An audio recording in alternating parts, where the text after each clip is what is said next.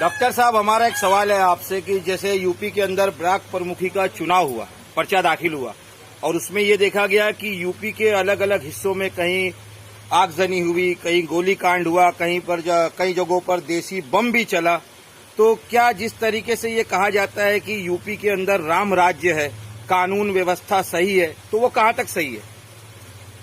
सबसे पहले तो आप लोगों का थैंक यू, धन्यवाद। देखिए, ऐसा है कि इलेक्शन जो भी आ रहा है, अभी इससे पहले जो है मेंबर ऑफ प्रधानों महाप्रधानों का था, तो इसमें भी उस टाइप की दिक्कतें आई हैं। अलग अलग जगहों पे अलग अलग केसेस सुने गए हैं।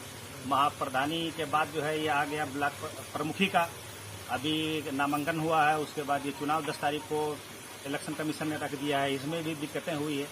तो अब ये सही बात है, तो अब सरकार तो इसका जवाब देगी या देना चाहिए। अगर कोई इस टाइप की त्रुटि होती है अफसरों से, अधिकारियों से, तो अब अधिकारियों को, अफसरों को भी ये मानना चाहिए कि ये जो है डेमोक्रेसी है, ये इसमें किसी की भी सरकार आएगी तो इस पे निष्पक्ष ही काम होना चाहिए। इसमें किसी का पक्ष और या किसी का सपोर्ट नहीं सरकार के अफसरों को करना चाहिए। तो इसके लिए जो है सरकार के अफसर इससे अलर्ट रहें और इस टाइप की कोई भी गलती नहीं। अच्छा, एक सवाल और है आपसे कि डॉक्टर साहब, जैसा अभी ये यूपी के अंदर 2022 में विधानसभा का इलेक्शन आ रहा है, तो उसमें बहुत सी पार्टियां एक दूसरे से गठबंधन की बातें चल रही, और जिस तरीके से बहराइच के अंदर अवैसी साहब आए और जो जमावड़ा दिखा, उसको लेकर तरह तरह की अफवाहें उड़ रही है, तो उसके बारे में आप क्या कहेंगे? जैसे कहा था कि MIM जो है वो बी पार्टी है बीजेपी की।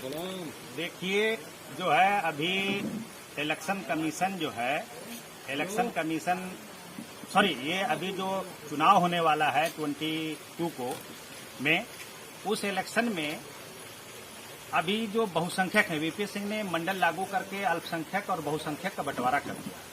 बहुसंख्यक एक बार इकट्ठा हुए 85%, और उसके बाद फिर ऐसा टूट गए, ऐसा बिखर गए कि समाजवादी, बसपा यानी 8%, 20% और 22% ये लोग कभी इकट्ठा नहीं हो पाए।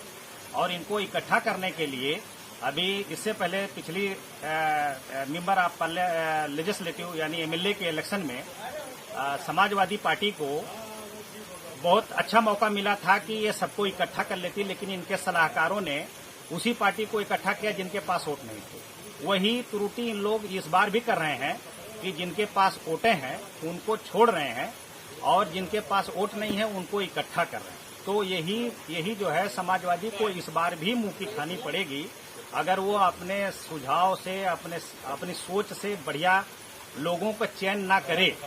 यानी जिसके पास वोट है उसको साथ ले, जिसके पास वोट नहीं है उसको जो है साथ ले। जैसे अभी बीजेपी पार्टी भी यही काम कर रही है, सारे लोगों को इकट्ठा कर ले रही, लेकिन जिनके पास सारे लोग हैं वो इकट्ठा नहीं कर पा रहे हैं।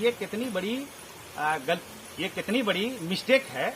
इनके सलाहकार कौन है, कौन इनको सलाह कर रहा है कि जिनके पास सीटें नहीं है उनको इकट्ठा कर रहे हैं, जो बहुत दिनों से वोट लेकर के और बिल्कुल बॉर्डर पे पहुंचे हुए हैं उनको मिलने नहीं दे रहे हैं। तो ये जो पार्टियों के प्रमुख हैं, जो पार्टियों के जो लीडर हैं, उनको सही जो है डिसीजन लेना चाहिए, और डिसीजन नहीं लेंगे तो इस बार भी उनको वही सामना करना पड़ेगा जो इन्होंने लास्ट इलेक्शन में किया है।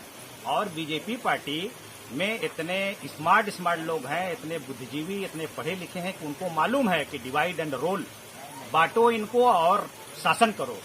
15% में फॉरवर्ड मुसलमान भी आता है, जो बीजेपी कहती है कि मुसलमान हमारा एंटी।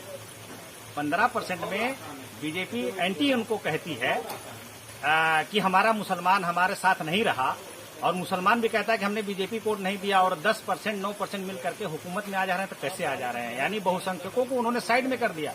बहन मायावती जी बीजेपी का सपोर्ट लेने के बाद अब इलेक्शन हर साल लड़ रही हैं। सरकार बनाएंगी कि नहीं बनाएंगी इसका उनको ध्यान नहीं है, इलेक्शन लड़ना है।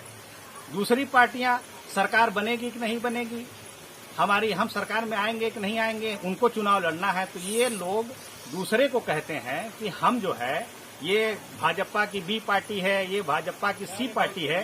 तो ये जो लोग हर साल चुनाव लड़ते हैं और सरकार नहीं बना पाते हैं, तो इनको भी सोचना चाहिए कि ये जो है सरकार नहीं बना पा रहे हैं, तो इनको भी सोचना चाहिए कि हम कौन सी पार्टी। चलिए, आपका बहुत बहुत धन्यवाद।